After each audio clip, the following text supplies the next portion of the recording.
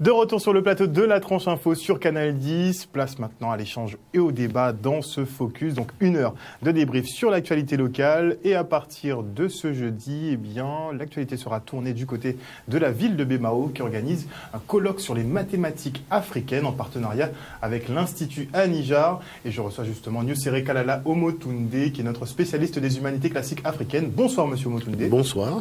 Et donc vous avez invité justement un parterre de personnalités qui vont venir débattre pendant plusieurs jours justement à la maison de Vonche à Bemao, dont Monsieur Pascal Adjamagbo qui est mathématicien. Bonsoir Monsieur. Bonsoir. Enchanté. Nous avons également Karl Arsens qui est informaticien. Bonsoir. Bonsoir. Et pour représenter la ville, nous avons Marie-France Goram qui est de la direction des affaires culturelles et chargée des animations et de la valorisation du patrimoine de la ville de Bemao. Bonsoir. Bonsoir. Vous allez bien? Oui, très bien, merci. Oui, très bien. Ça fait quand même plusieurs semaines qu'on en parle, Monsieur Motunde, de ce fameux colloque sur les mathématiques africaines. Ça découle un peu de tous ces ateliers que vous avez fait effectivement avec les enfants, en partenariat avec le rectorat. Vous voulez démontrer par A plus B effectivement que les mathématiques viennent d'Afrique et qu'elles sont beaucoup plus ludiques effectivement à enseigner et à apprendre avec de nouvelles techniques. C'est un peu l'objet de ce colloque? Oui, c'est-à-dire qu'en fait, avec la ville de Bemao, depuis plusieurs années, on a commencé un programme très intéressant à travers à la fois les villages des mathématiques africaines en direction des familles. Donc l'occasion, c'est de venir en famille, passer une journée dans ce village et découvrir différentes techniques de calcul autour de nos jeux aussi traditionnels. Et ça, c'est important de le souligner. On a eu l'occasion aussi de faire un bon nombre d'interventions en milieu scolaire et de montrer aux enfants non seulement la richesse des algorithmes de calcul du continent africain, mais de montrer la beauté des matériaux mathématiques et l'intériorité de ces matériaux, depuis la pierre gravée de Bougombos jusqu'à l'os d'Ishango et les mathématiques qu'on retrouve en Afrique impériale. La chose, c'est qu'il fallait aller là beaucoup plus loin, c'est-à-dire montrer comment notre culture est porteuse d'une réflexion mathématique. Parce que c'est vrai que quand on parle de notre culture, on en parle souvent dans un vocabulaire de distraction, mais pas dans un vocabulaire de réflexion scientifique. Et la chose, c'est que c'est vrai que j'ai eu la chance, et j'ai encore la chance, de connaître et de rencontrer, d'avoir l'occasion de côtoyer des personnes qui sont spécialistes de ces questions à travers le monde. Et c'est pour ça que j'ai invité notamment le professeur Adjamabo, mais on a invité aussi le professeur Obenga, qui est arrivé cet après-midi. Il y a le professeur Wilbrook qui est en train d'arriver en ce moment, mais il y a le Tramis aussi qui est arrivé, et M. Honorin qui sont arrivés cet après-midi.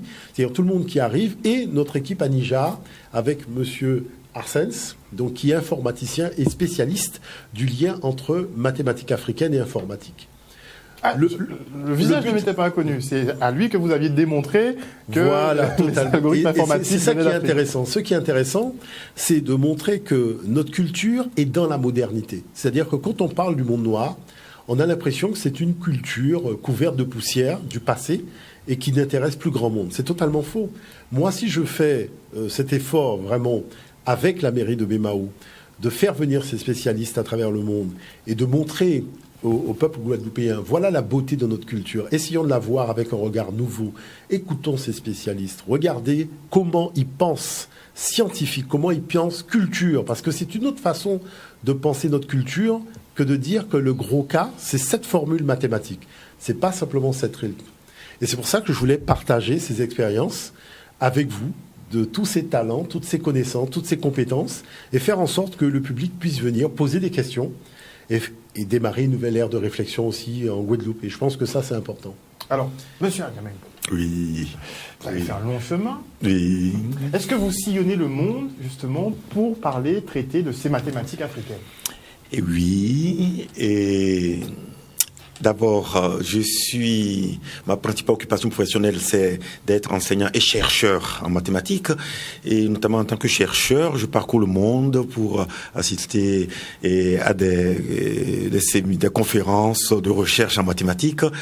Depuis plus de 30 ans, Et je travaille sur un des problèmes les plus difficiles de la recherche mathématique, auquel, par exemple, l'article de Wikipédia en anglais a consacré un article, Jacobian Conjecture, où l'article cite en plusieurs endroits mes contributions. Je pour dire que bon, disons que je fais de la recherche. La recherche sur un sujet qui est reconnu, qui est difficile. Et je parcours le monde pour un peu faire état des résultats partiels obtenus sur le sujet. Et à l'occasion de ces déplacements, avec mes collègues, je leur parle de mes recherches en histoire des mathématiques. Et ce que même les mathématiciens professionnels ne savent pas, et c'est l'origine de leur discipline. Alors justement, quand vous allez voir ces experts de renom, et que vous leur dites clairement, les mathématiques viennent d'Afrique. Non, ils ne sont pas étonnés, parce que le cadre dans lequel je parle, ils savent que nous sommes à la pointe, les gens qui sont réunis sont à la pointe de la recherche, donc les gens se respectent. Et quand j'explique que, les choses sont africaines, non, j'ai eu aucune difficulté. Il n'y a pas de réticence. Non, ils découvrent, non, ce dont les gens bonne foi. Tiens, la philosophe Simone Veil a dit qu'il n'y a rien de plus proche de l'humilité que l'intelligence. Les vraies personnes d'intelligence sont humbles, acceptent la réalité. Parce que on ne peut pas être fécond en recherche mathématique quand on n'accepte pas la réalité, la difficulté. Et donc, l'intelligence va de pair avec l'humilité, la vraie intelligence.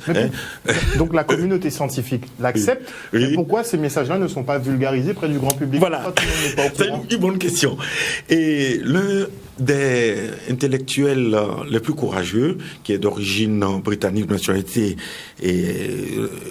américaine, et Barnall, et c'est le petit-fils du grand égyptologue Gardiner. Et il a écrit un livre en 3 volumes, Black Athena, Athènes noire. Et 2 ans avant de mourir en 2003, il a présenté un résumé de ces presque 5000 pages de livre. Et donc c'est très précieux qu'un auteur d'un volume en 5000 pages présente lui-même un résumé en une dizaine de pages.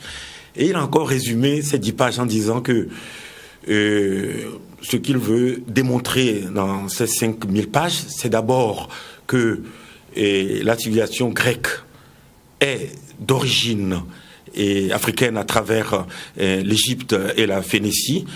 Et on a vu ça avec M. Moutouné. Oui. Et que ensuite, que les intellectuels occidentaux ont du mal à accepter, mais que leur réticence est due plus à l'idéologie qu'à la science. Voilà, donc je reviens à votre question. Donc ceux qui ont du mal à admettre cette origine, c'est clairement pour des raisons idéologiques. Mais ceux qui sont les plus intelligents et qui sont nécessairement plus humbles, il ne peut pas refuser la réalité. Oui, mais il y a quand même, avec M. Moutouné, on a vu à plusieurs reprises, il y a quand même un petit peu de malhonnêteté intellectuelle de certaines personnalités. Oui, c'est ça. Et donc, Barnall explique que c'est plus dû à l'idéologie que la science. Et malheureusement, dans le domaine de l'histoire, je pourrais dire que l'histoire est presque devenue le royaume de l'idéologie. Et sous le couvert de certaines méthodes en guillemets scientifique, c'est l'idéologie qui est habillée. Et parce que donc les vrais scientifiques ne peuvent pas nier la réalité historique. Et pourtant cette réalité historique s'impose dans toutes les disciplines, et notamment en mathématiques, et un des proverbes qui me revient le plus à l'esprit de ma langue maternelle dit « Si tu ne sais pas où tu vas, sache d'où tu viens ». En gros, le lieu d'où on vient est une source de fécondité, c'est une force. Et ça s'applique même à la résolution d'un problème. Et résoudre un problème mathématique, ça veut dire on se donne des hypothèses et on veut arriver à une conclusion. Et il faut chercher. Et pour partir des hypothèses et conclusions, ce n'est pas évident. Et quand on cherche son chemin, il faut avoir ce réflexe de revenir sans cesse aux hypothèses qui sont le lieu d'où l'on part, d'où l'on vient, pour savoir où on veut arriver, où est la conclusion donc de la démonstration mathématique. C'est pour vous dire que ce proverbe, ça s'applique non seulement à l'histoire, mais ça s'applique donc à la pédagogie, à la résolution des problèmes. Peut-être. Oui, c'est-à-dire que la chose, c'est qu'on a eu à maintes reprises l'occasion d'en discuter. Il y a des choses très importantes qui ne sont pas mises à la disposition du public, mais qui sont sues en haut lieu. Et c'est vrai que nous discutions cet après-midi. Vous savez que la première fois que j'ai su que c'était les mathématiques africaines qui faisaient fonctionner les ordinateurs de la planète, le professeur me rappelait, c'était la fois où j'étais venu le voir à son travail. Et il avait reçu effectivement un document donc, du gouvernement dans lequel on informait les étudiants polytechniques de cette information. Et c'est comme ça, totalement par hasard, que j'ai découvert ça. Mais à l'époque, la chose, c'est que ces algorithmes de calcul, je ne les connaissais pas. C'est après que j'ai commencé à m'y intéresser, à accumuler de la documentation. Et je dirais que la chose, c'est que Héron a été d'un grand secours parce qu'en tant qu'informaticien, au départ, je ne lui ai pas dit qu'on allait faire de l'informatique. Je lui ai dit qu'on allait faire des mathématiques africaines.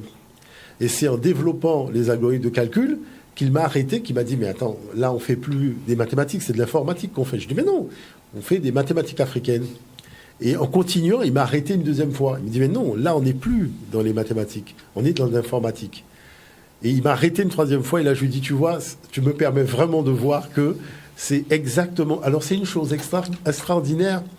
On discutait de ça avec le professeur. Et je ne sais pas si on peut arriver à comprendre que chaque fois qu'on ouvre un ordinateur, on rentre dans un cerveau africain. C'est-à-dire, chaque fois que vous utilisez un ordinateur, il est paramétré, il est réglé. Il y a un seul cerveau au monde qui a conçu de telles mathématiques, c'est le cerveau africain. Et vous verrez que les gens, comme disent le professeur, les gens qui ont ce minimum d'honnêteté, comme le professeur Wilbrook, que nous avons invité, vous verrez que les gens vous disent non, c'est vrai. Lorsqu'on donne en Belgique, à l'université, des cours d'informatique aux étudiants, les exercices qu'on leur donne, ce sont les mêmes exercices qu'on retrouve en Afrique. Ce sont les mêmes exercices qu'on donne aux enfants quand ils font les mathématiques africaines. Vous voyez ? La chose, c'est, maintenant, est-ce qu'on peut créer les conditions du vivre ensemble sur de nouvelles bases ?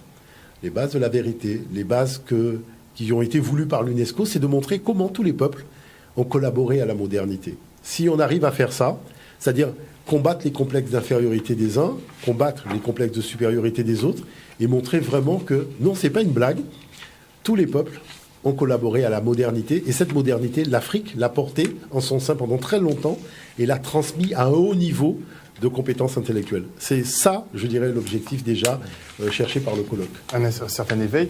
Donc, pourquoi effectivement la ville de Bemao se penche sur ces travaux ? Parce que c'est quand même assez délicat, et c'est vrai que vous avez un positionnement franc et clair sur cette... On ne dira pas un positionnement clair et net, mais on dira aussi qu'on est là pour transmettre la connaissance.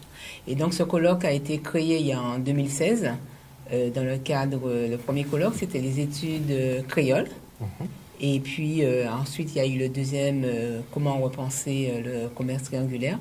Et puis là, avec l'Institut Anija, qui nous a proposé, et les sciences Afrique noire et modernité, qui rentrent dans nos axes de transmission par des thématiques telles que les mathématiques. Et effectivement, c'est l'un de nos adages. C'est la transmission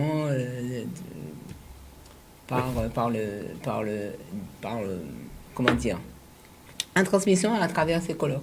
Pour tous. Totalement. Est-ce que vous pensez que sur cette question des mathématiques africaines, puisque on va remettre en question l'origine même des mathématiques, ça risque de choquer 2-3 esprits, est-ce que vous pensez qu'on est prêt justement à recevoir ces informations ? On est prêt à recevoir, c'est qu'on est juste, on fait peur aux gens qui ne sont pas prêts à recevoir. C'est juste ça. Mais on est prêt à recevoir, c'est-à-dire que quand un enfant apprend à marcher, c'est les parents qui ont peur qu'il tombe. Mais lui, il n'a pas peur de tomber. Donc, il faut laisser la porte ouverte à tous pour découvrir, redécouvrir vraiment les choses qu'on ne trouve peut-être pas dans les livres d'école et qu'on peut les trouver ailleurs parce qu'il y a des personnes qui sont prêtes à donner cette transmission. C'est sûr qu'on ne les trouve pas dans les livres d'école, là, pour l'instant. Malheureusement. Alors, monsieur Arsens, justement, vous avez fait le choix de vous jeter à corps et à cri dans les mathématiques africaines une fois que vous en avez pris connaissance. Comment ça s'est passé pour vous, justement? Déjà, première chose, je veux dire que moi, quand j'étais à l'école, au départ, je n'aimais pas du tout les mathématiques. C'était un domaine ça me faisait fuir parce que, collège, tout ça, je ne voyais pas le sens, en fait, des chiffres. Mais à quoi ça sert, tout ça? Est-ce que ça va être utile? Et c'est après le bac, puisqu'en fait, j'ai même fait un bac littéraire option allemand. Et ce n'est qu'après... Oui, oui, ein bitte Deutsch. Ich spreche ein bitte Deutsch. On n'a pas compris, mais c'est pas grave. Je parle un peu allemand. Et donc, c'est en partant sur des études dans le commerce, puis en gestion et management, que j'ai appris des matières comme la comptabilité. Et là, ça avait plus de sens maintenant. Les chiffres avaient du sens. J'ai dit, ah oui, facturation, gestion des stocks, etc., comptabilité, journal, etc. Ça avait plus de sens.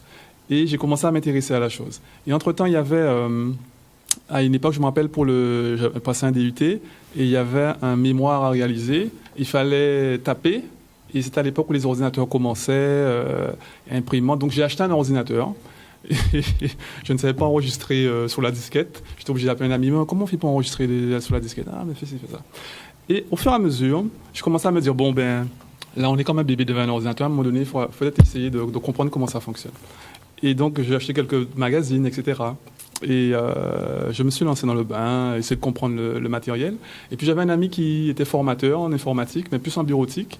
Et puis, un jour, il m'a dit, mais Carl, tu dois faire un stage. Viens avec nous. Je donne des cours d'informatique. Tiens, tu vas former cette personne-là. Enfin, déjà, essaie de voir ce que tu peux faire. Il avait dit, tiens, tu te débrouilles apparemment. Essaie d'expliquer à cette dame-là comment il faut faire. Puis j'ai commencé, voilà, il m'a lancé un petit peu. Et de fil en aiguille, il m'a dit, maintenant on va t'apprendre autre chose, je vais appeler des professionnels et tu vas apprendre la maintenance informatique. J'ai dit, ok, les gars sont venus, j'ai commencé, j'ai appris. Et puis on va passer à autre chose, etc. Et puis après il m'a dit, un jour, par contre, quand tu auras appris là, c'est toi qui vas faire le cours maintenant. Donc tu as intérêt à bien apprendre.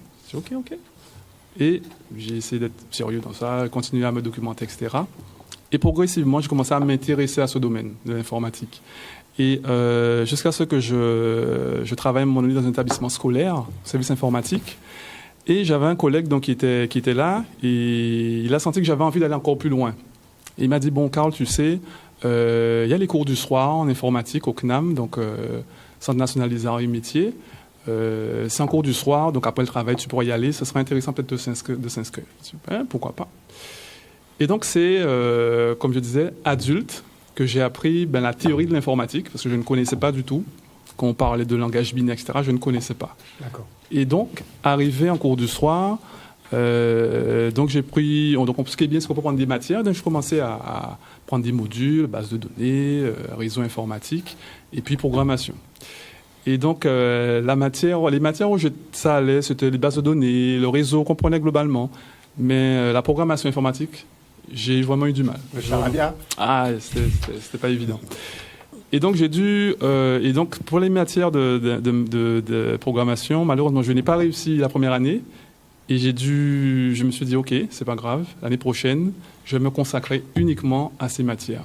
Et donc, j'ai bûché matin, au travail, entre midi et 2. J'essaie des programmes, etc. J'essaie de comprendre comment ça fonctionne. J'appelle un tel. Comment tu as fait? Ah, OK, attends, je vais essayer. OK, merci, je cherche sur Internet. Bref, je me suis, on va dire, passionné. Je me suis dit, là, c'est un défi. Il faut relever le défi. On ne peut pas laisser les choses telles qu'elles sont. Et donc, j'ai poussé. Et puis, un jour, une amie me dit, donc elle était à Niger, elle me dit, mais Carl, tu sais, je vois que tu t'intéresses à certaines choses, mais l'Afrique, c'est intéressant, il y a des choses à apprendre. Viens à l'Institut à Niger et tu vas sûrement apprendre des choses intéressantes. Je dis, ah, ok, d'accord. Et j'arrive un soir, donc je commence à suivre des cours, donc d'abord c'est histoire, etc. Et puis un soir, il y a les mathématiques. Je dis, ah, c'est intéressant ça, je vais voir les mathématiques. Et donc j'arrive dans la salle, donc M. Motunde commence à montrer une multiplication, il dit, on va multiplier.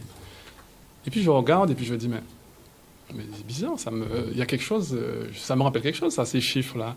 En fait, je vois des puissances de 2. Je me dis, mais ah oui, là, on n'est plus en maths, c'est bon, on est en informatique. Hein. Il continue, il fait des calculs, etc. Je me dis, mais non, là, c'est bon, on est en informatique. Et j'étais surpris parce que déjà le résultat était bon. J'ai dit, mais comment c'est possible? Et Parce que ce n'était pas des méthodes de calcul que vous connaissiez. Du tout, je ne connaissais pas du tout. Et progressivement, à force de voir ça, je me suis dit, bon, mais il faut creuser. Et plus je travaille l'exercice, et plus je me rends compte qu'effectivement, il y a une méthode où on fait des divisions successives par 2. Donc ça, c'est une façon de convertir un nombre binaire. Les exercices montraient ça, et c'est là que je repère, je dis, ah, mais c'est bizarre ça, mais voilà quelque chose. Si je l'avais appris avant, il est clair que... Vous auriez décodé l'informatique beaucoup plus facilement. Que j'aurais été beaucoup plus à l'aise. Mais c'était clair. Je dis, mais c'est simple ça. Tu dis donc, la technique d'enseignement on va dire, normale qui est utilisée et les calculs mathématiques africains, il n'y a pas photo. J'ai trouvé qu'il n'y a pas photo. Hein. C'est clairement... Il y a une simplicité. Après, il faut juste aller creuser derrière, mais... Ça, c'est limpide, c'est simple au départ. Et ce qui est bien, c'est que cette simplicité, elle peut nous emmener justement à des choses un petit peu plus complexes, progressivement. Donc, j'ai trouvé que c'était vraiment intéressant. Et je me suis dit, bon, voilà, tu as appris ça étant adulte. Peut-être qu'il faut faire partager des plus jeunes et qui, eux, pourront aller plus vite et plus loin. Tout simplement. Et voilà, c'est tout. Si on n'a pas encore fait, on va le faire avec soi-même aussi, parce qu'il faut continuer aussi à travailler. Mais c'est intéressant aussi de partager ça avec les autres. Et depuis cette démonstration, vous êtes à Anija. Oui, voilà. Alors, c'est vrai que j'ai fait tellement de choses entre-temps. Et puis, il y a quelques temps, M. Montu dit, bon, Carl, là, on va organiser le colloque. On ne peut pas le faire sans ta présence. On aimerait que tu sois là. Oui. Et donc, du coup, je me suis rendu disponible. Et puis, on a continué le travail qui avait commencé, en fait, tout simplement. Parce que, en fait, le fait d'avoir quelqu'un qui était spécialisé en informatique, ça nous a permis de creuser, d'aller très, très loin.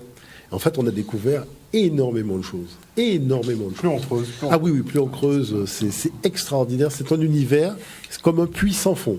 Tellement il y a de la connaissance dedans, c'est juste une question de temps. Alors, est-ce qu'on peut avoir une idée du programme? Savoir qu'est-ce qui va être traité justement pendant ce colloque, puisqu'on n'a pas qu'une journée ou 2 journées, ça va être bien fourni. Bien fourni, effectivement. Alors, donc, au programme, il y a plusieurs panels. Donc, déjà, le jeudi 31, il y a la cérémonie d'ouverture avec le professeur Théophile Obenga. Et puis, après, nous aurons un show de coiffure fractale. Et puis aussi... Coiffure fractale. Voilà. Donc, on connaît les calculs fractales et les coiffures fractales. Voilà. Donc voilà, monsieur Moutonde se fera un réel plaisir de... Voilà, c'est une vraie surprise. C'est une vraie surprise. C'est une vraie surprise. Ok. Donc voilà. Et démontré par une Guadeloupéenne. Donc c'est pour vous dire qu'elle n'est pas sortie d'Afrique pure, mais elle est Guadeloupéenne. Voilà, qu'on maîtrise. Donc, et elle maîtrise cela.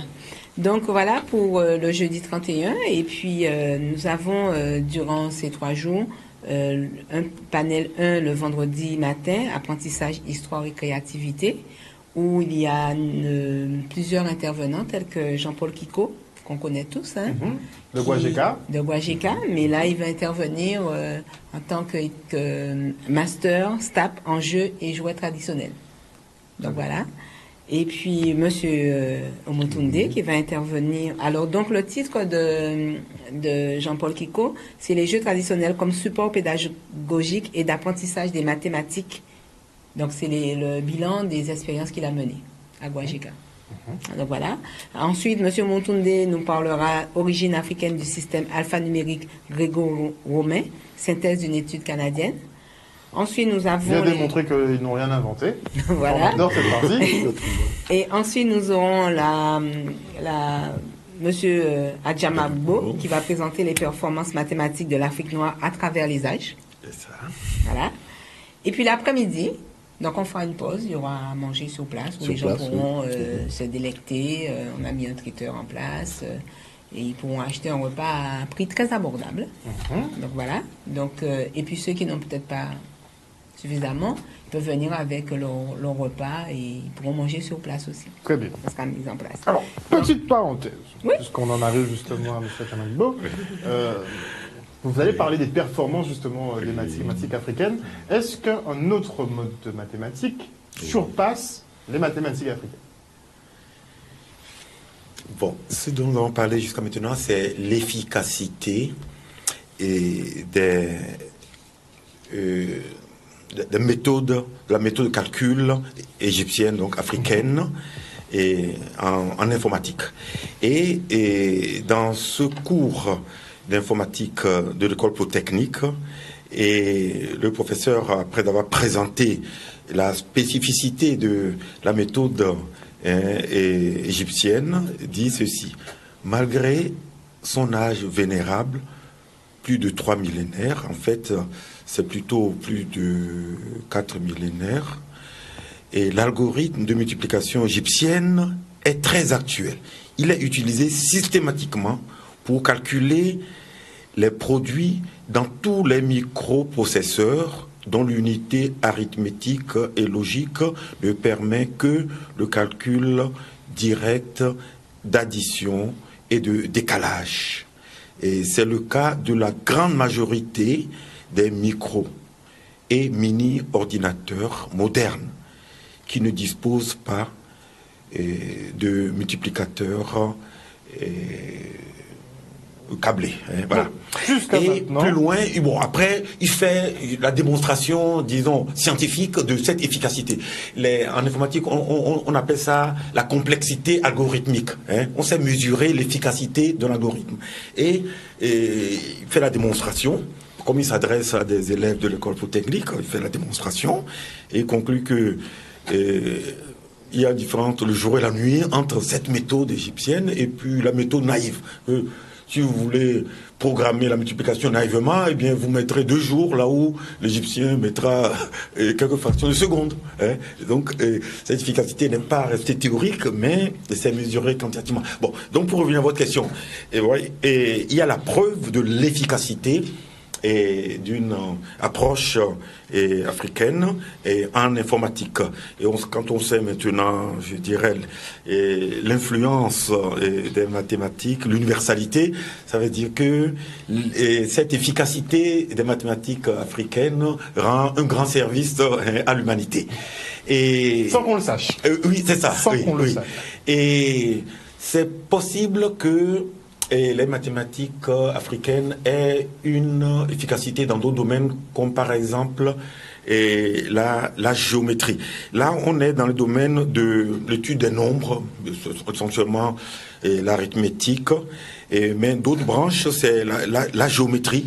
Et c'est fort possible, parce que les plus anciennes traces de mathématiques qu'on a trouvées dans l'histoire, c'est une trace de géométrie, et en Afrique du Sud, gravé sur un morceau d'os dans la localité de Blombos.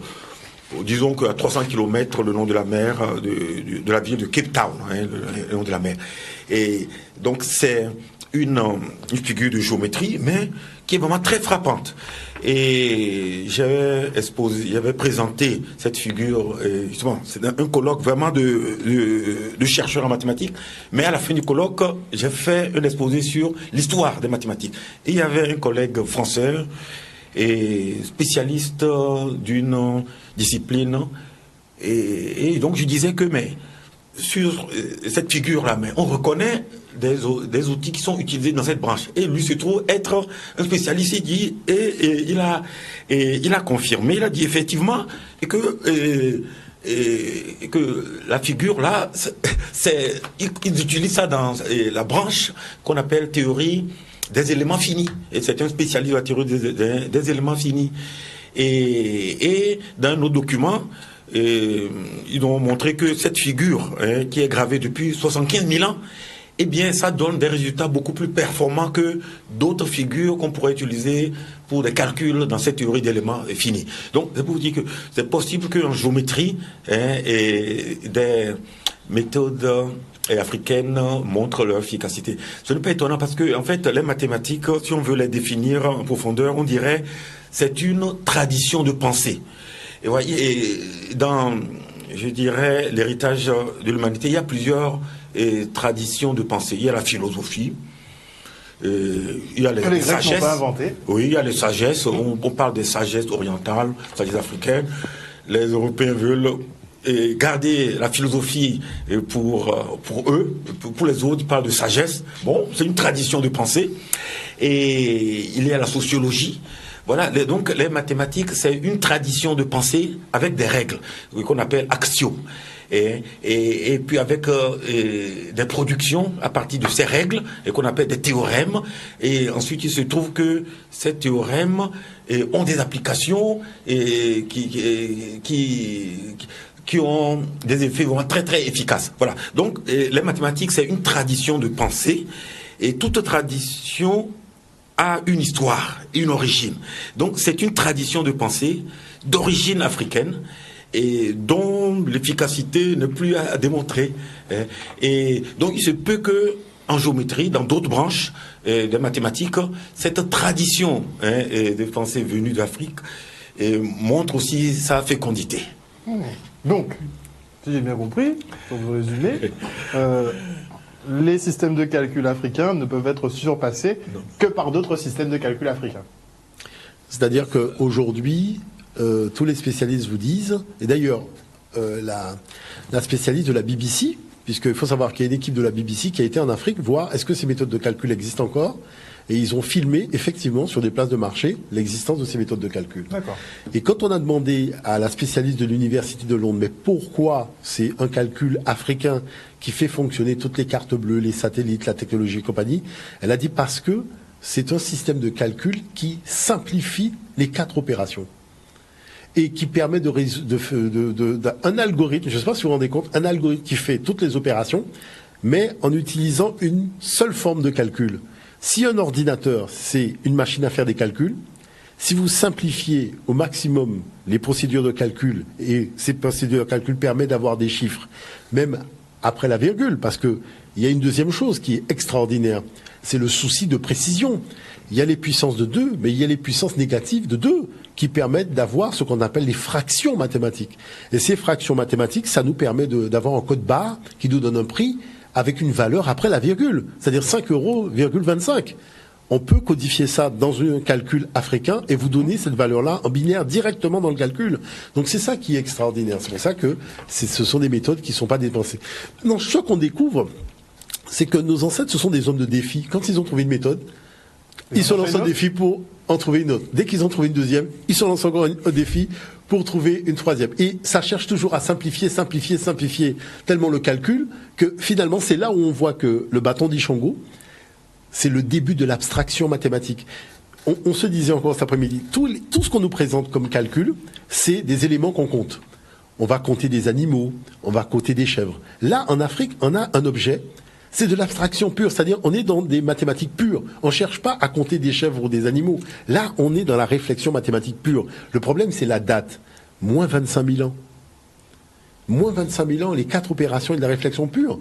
C'est pour ça que nous savons aujourd'hui que l'histoire, si elle était vraiment racontée, mettrait l'Afrique en première place des découvertes scientifiques et des raisonnements encore utilisés dans de nombreux domaines professionnels aujourd'hui à travers le monde. Ça, on le sait très bien. C'est un problème d'idéologie. Mais ça arrivera. Je pense que la médiatisation de certains faits va rendre beaucoup plus compliqué le fait de passer sous silence un certain nombre de réalités. Vous savez qu'aujourd'hui, c'est vrai que beaucoup de professeurs de mathématiques ne savent pas ce genre de choses. Quand on parle de gros cas et de mathématiques, beaucoup de gens qui aiment le gros cas ne connaissent pas la dimension mathématique du gros cas. Mais il va falloir qu'on parle de notre culture avec un système de lecture qui sera totalement différent que le système folklorique. Vous voyez, arrêtez de dire que nos ancêtres faisaient du gros cas pour s'amuser, ou ils étaient fatigués en fin de journée, on sortait le tambour pour se distraire. Il faut arrêter de raconter des histoires dormir debout comme ça. À un moment, il faut comprendre ce que c'est que cette science qu'on appelle le gros cas. Vous voyez, parce que la musique, c'est de la vibration. Et c'est une combinaison mathématique vibratoire qui donne justement la mélodie musicale. C'est pas un hasard, c'est pas aléatoire. Il y a un moment, il faut qu'on s'asseye pour prendre le temps d'écouter ce que les spécialistes disent sur ces questions-là. Apprendre à changer le regard. Parce que c'est vrai que nous avons vécu une certaine époque en Guadeloupe. Je pense que cette époque, elle doit être révolue. On doit apprendre à nos enfants à voir notre culture avec d'autres yeux. Vous voyez, pas les yeux de ceux que nous avions, comme nous, quand nous étions gamins.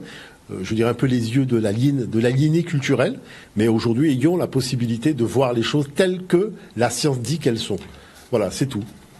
La suite du programme. La suite du programme, alors donc l'après-midi du vendredi 1er novembre, Nous allons voir en panel 2, culture, noire et univers virtuel. Donc, on aura l'intervention de Muriel Tramis, ingénieure en informatique. Donc, elle va parler de l'imagerie 3D et intelligence artificielle comme plateforme de valorisation culturelle. Et ensuite, Dick Wilbook, qui va docteur et professeur de mathématiques à Bruxelles, qui va nous parler de l'histoire et originalité des savoirs mathématiques de l'Afrique noire. D'accord? Donc, et ensuite, l'intervention de M.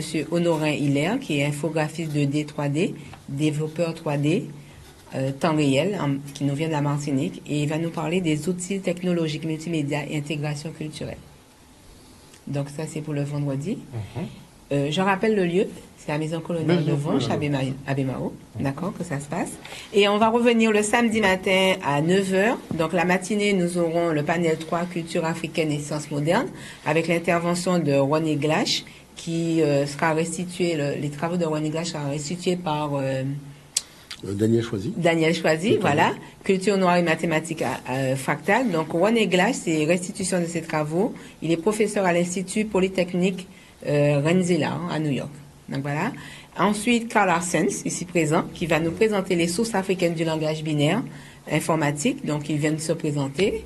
Et ensuite, nous aurons à nouveau Dick Wilbook, de l'Afrique à l'ère spatiale.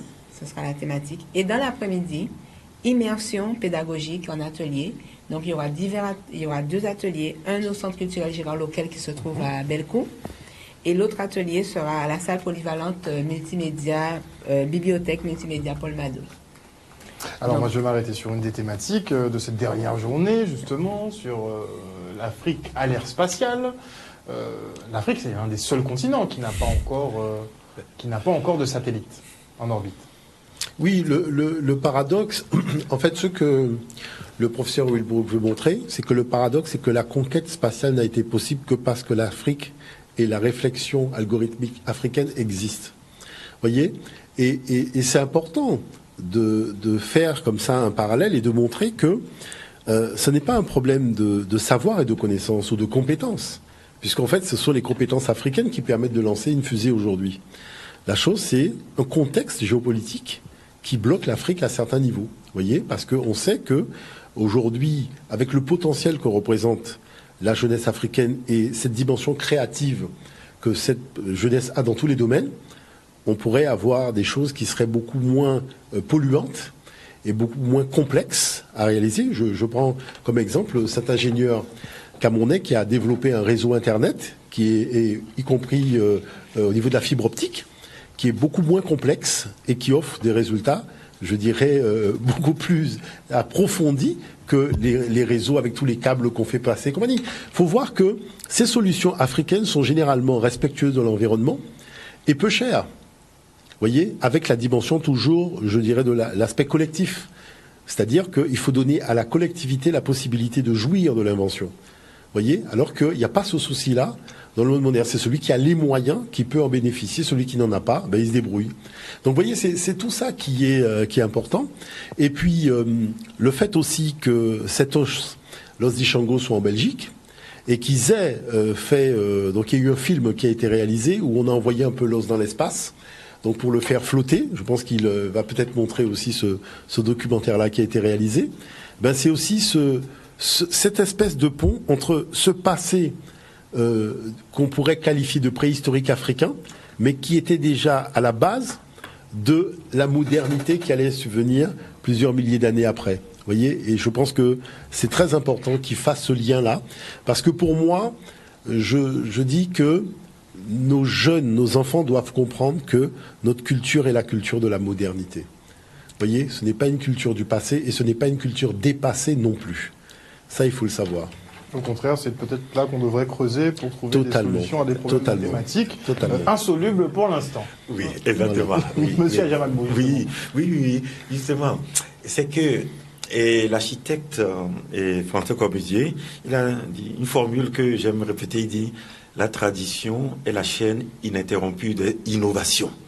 C'est-à-dire quand on veut honorer une tradition, en l'occurrence la tradition de pensée qui constitue les mathématiques, eh bien il faut innover.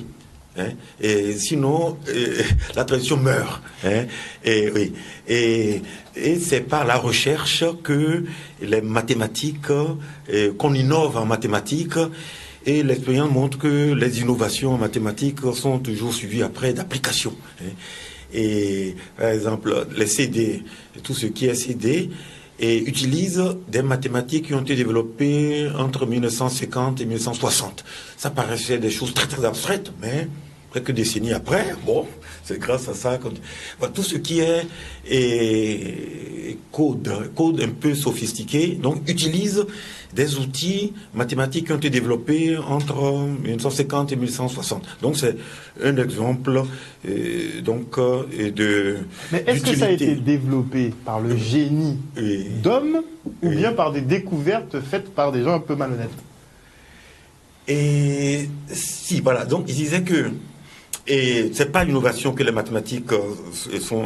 La tradition est vivante. Et c'est presque par hasard, c'est un mystère que les développements, les innovations de certains esprits trouvent après des applications par d'autres esprits. C'est vraiment une innovation. Il y a un prix Nobel de physique Wigner, il dit que il s'émerveille de la fécondité déraisonnable des mathématiques. Et puis il dit que vraiment cette adéquation entre disons que des conceptions théoriques élaborées et ensuite des applications concrètes, et que c'est vraiment quelque chose qui n'a pas d'explication et qui est un cadeau merveilleux. Hein. Donc il n'y a pas de connexion entre ceux qui font des innovations en mathématiques et ceux qui font des innovations technologiques. Et ça, c'est un des sujets d'émerveillement. Et même Einstein, il a dit, ce qui est incompréhensible, c'est que le monde réel soit compréhensible par donc les concepts abstraits qu'on met au point. Donc Einstein déjà avait souligné ce lien inexplicable entre des concepts et puis des applications concrètes. Hein. En fait, ce peut être étonnant pour un croyant qui pense que tout ce qui existe est l'œuvre d'une même intelligence, que ce soit le monde sensible ou bien le monde intelligible. Et quand on fait de la recherche mathématique pendant des années, des décennies, on ne peut pas ne pas croire en la réalité du monde intelligible, des concepts. Hein. Je crois que le monde des concepts a une réalité aussi forte que le monde sensible, la pierre. La preuve, c'est avec des concepts qu'on a fabriqué la bombe atomique. La bombe atomique, c'est plus redoutable qu'une montagne.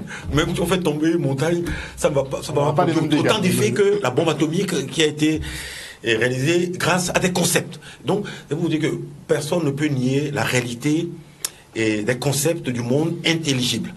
Maintenant, ce lien entre le monde intelligible et le monde sensible, la seule explication, c'est que ces deux mondes sont sortis de la même intelligence. Ça, c'est pour un croyant. Sinon, on ne peut que rester devant, être étonné de ce lien. On ne sait pas.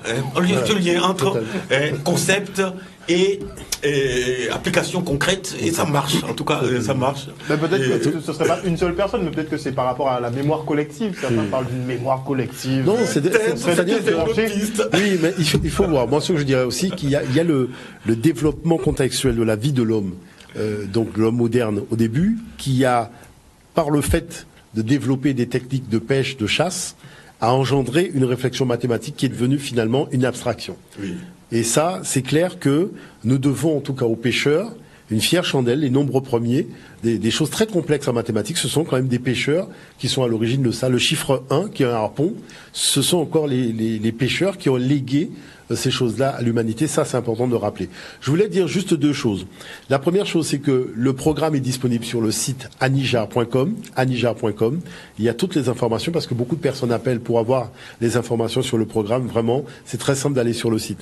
La deuxième chose, c'est que le professeur Obenga a quand même écrit 2 ouvrages sur les mathématiques, la géométrie égyptienne, contribution de l'Afrique à la mathématique mondiale, et la philosophie africaine de la période pharaonique, qui sont 2 ouvrages de référence où il a voulu vraiment montrer le patrimoine. Parce que moi, ce que je trouve extraordinaire avec l'ouvrage La géométrie égyptienne, c'est que quand vous avez un enfant, jusqu'à aujourd'hui, qui a une difficulté pour faire un exercice, vous pouvez lui montrer le même exercice il y a 4000 ans. Vous voyez, c'est-à-dire il y a 4000 ans, c'est le même énoncé, le même exercice, calcul de l'aire d'un triangle, calcul de l'aire, c'est impressionnant. Beaucoup plus simple. C'est-à-dire que c'est impressionnant. C'est-à-dire que le professeur a traduit les papyrus, et ça, j'appelle ça vraiment. J'ai toujours utilisé ce livre-là d'ailleurs, lorsque les enfants me disaient qu'ils avaient des difficultés en mathématiques, pour leur montrer l'adéquation entre notre culture et les mathématiques. Vous voyez, ça c'est important de le souligner. Merci beaucoup en tout cas à vous tous d'être venus sur ce plateau ce soir pour nous permettre justement d'annoncer ce colloque sur les mathématiques africaines qui se déroulera donc à la maison coloniale de Vonche à Bemao. Début des hostilités, ce sera jeudi soir, Totalement. donc avec une cérémonie Jeudi à 16h. À 16h. À 16h. Voilà. Et ça va se poursuivre dans la soirée. Je crois qu'il y a une représentation artistique justement. Totalement. Enfin. Et puis il y a la conférence inaugurale du professeur Obenga, donc à 5h ne pas manquer, d'après-midi, à ne pas manquer. manquer, parce que là ce sera détonnant. Et puis aussi, on peut trouver le programme sur le site de la ville. Oui, totalement. de Bemao. Évidemment. Ville de La ville de Bemao. Évidemment. Et ça Ouais. circule aussi sur les réseaux sociaux. Voilà. J'ai vu que le Sociaux, flyer totalement. Sur le circule Facebook de la allègrement. ville aussi. Mais si vous permettez, Oui. à propos du programme, et même si on ne peut pas développer, sachez que il y a le programme continue jusqu'à dimanche Voilà. après-midi. Parce que là, on a juste le Jusqu'à temps dimanche après-midi. d'exposer Jusqu'à seulement dimanche jusqu'à après-midi. samedi. Alors que Donc, il y a des programmes totalement. jusqu'à dimanche en fin d'après-midi. En fin d'après-midi. Dimanche matin, Notamment la ça séance avec- de Voilà. clôture Donc- par le professeur Obenga. Voilà, totalement. C'est à C'est 16 heures, important. C'est à dimanche. 16 heures. Totalement. Oui, Très Mais bien. vraiment, on demande, les gens qui veulent en savoir plus, il y a tous les outils donc de la ville de Bemao, les outils en ligne, le site internet, le Facebook, ils ont les informations. Vraiment, qui ne panique pas, De toute façon, ils ont les tout a dates. été mis et le sur lieu. le réseau. Voilà. N'hésitez pas à vous Voilà. y rendre, même si vous aussi faites un saut effectivement pour voir, pour tester un peu les connaissances de ces messieurs et voir leurs démonstrations. Vous Totalement. avez vivement justement à participer à ce colloque qui se déroulera donc jeudi, vendredi, samedi et dimanche à la maison coloniale de Vonche. À partir de vendredi, ce sera toute la journée. Donc n'hésitez pas à vous rendre à ce colloque. Merci beaucoup en tout cas, Merci. monsieur Omotunde, d'être venu sur le plateau ce gentil. soir. Merci à vous encore une fois.